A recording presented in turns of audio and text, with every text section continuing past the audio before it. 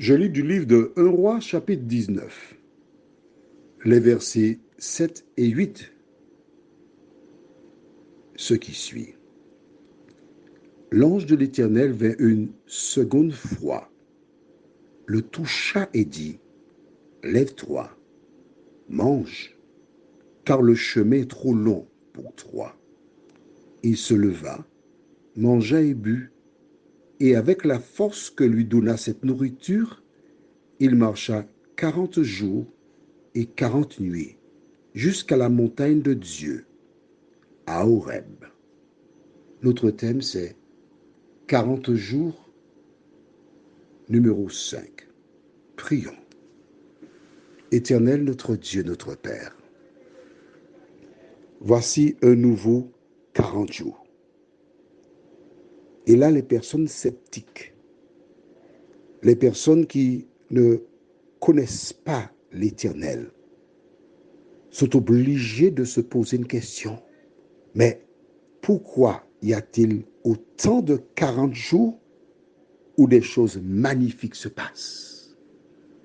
Seigneur, celui qui te cherche véritablement de tout son cœur, tu te laisses trouver.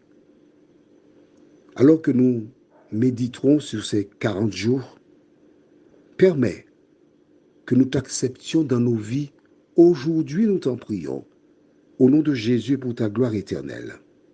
Amen. Pour celles et ceux qui ne connaissent pas l'histoire, c'est celle d'un homme, le prophète Élie, que Dieu envoya vers Akab et prononça une sentence, à savoir, il n'y aura pas d'eau pendant une période parce que tu t'es rebellé contre Dieu. Tu as été avec les Baal, Astarté, des dieux étrangers, alors que Dieu avait annoncé dans Exode 20, verset 3, tu n'auras pas d'autre Dieu devant ma face. Ayant épousé Jézabel, une fille de roi qui adorait Baal, c'est pourquoi que son nom c'est Jézabel, elle entraîna Akab dans l'idolâtrie.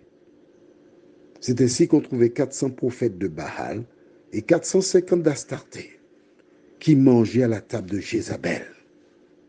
Elle croyait que c'était son Dieu qui était le meilleur. Et Élie délivra le message de la part de Dieu. Des années plus tard, il se retrouva sur le mont Carmel.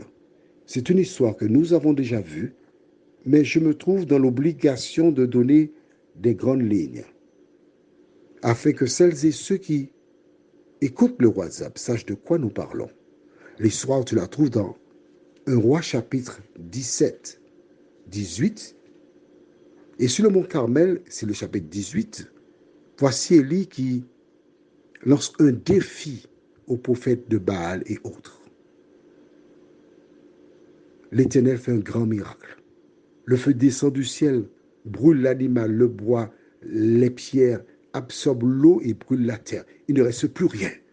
À ce moment, le peuple déclare, c'est l'Éternel qui est Dieu. C'est l'Éternel qui est Dieu. Élie ordonne aux fidèles, aux nouveaux fidèles, de tenir les prophètes de Baal et d'Astarté. Il les égorge, il les tue. Et quand Akab rapporte cela à sa femme, Jézabel, elle lui envoie un message qui est en substance ceci: que les dieux me traitent dans toute leur rigueur, si je ne fais de ta vie ce que tu as fait de la vie de chaque d'eux. Tu vois, je te cite cela parce que ça m'a marqué, la réponse de Jézabel. Tu trouves ça dans 1 Roi chapitre 19, verset 1 jusqu'au verset 2. Lorsqu'elle envoya le message à Élie, ce dernier eut peur. Il prit la fuite. Il laissa son serviteur quelque part. Il continua et fatigué se reposait quand un ange est venu. Il lui a dit, mange et bois. Il s'est couché, il a encore dormi. L'ange l'a réveillé et dit, mange et bois parce que le chemin est long. Il mangea, il partit et il marcha 40 jours et 40 nuits. Il n'a pas mangé ni bu pendant les 40 jours parce que Dieu l'avait fortifié. Il rencontre Dieu dans une caverne. Et pour écouter une longue histoire que je t'invite à lire, Élie fut enlevé sur des chariots de feu et emmené au ciel parce qu'il était fidèle à l'Éternel. Il marcha 40 jours et 40 nuits. Prions.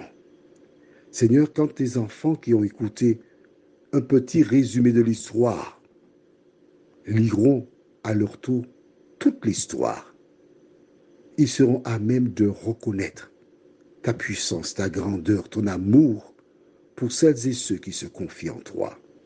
Merci Seigneur pour ce privilège que nous avons et que ton esprit chaque jour nous dirige, nous t'en prions, au nom de Jésus et pour ta gloire éternelle. Amen. Je te souhaite une bonne journée sous le regard de Dieu.